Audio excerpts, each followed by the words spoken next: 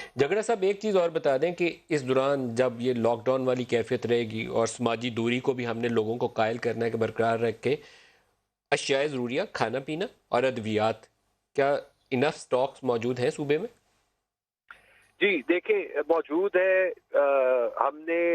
You سی منگا میں بھی جو ان کی سپلائی لائنز تھی وہ کھلی رکھی، وہاں پہ چیف منسٹر صاحب کی ہدایات پہ جو سب سے ولنریبل ہیں ان کو فوڈ کے پیکیجز بھی جا رہے ہیں۔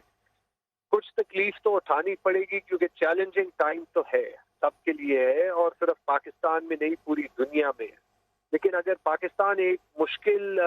سچویشن کے ساتھ ڈیل کر رہا ہے، اس میں شاید سب سے مشکل ندیم یہی بات ہے کہ اگر ایسے وقت میں جو پرائم منسٹر صاحب بھی کہتے ہیں، آن دا ون ہینڈ ہم نے لوگوں کی موومنٹ کم سے کم کرنی ہے، لیکن جب موومنٹ کم سے کم کرنی ہے تو یہ جو چیلنج ہے جس میں ہماری ایڈمنسٹریشن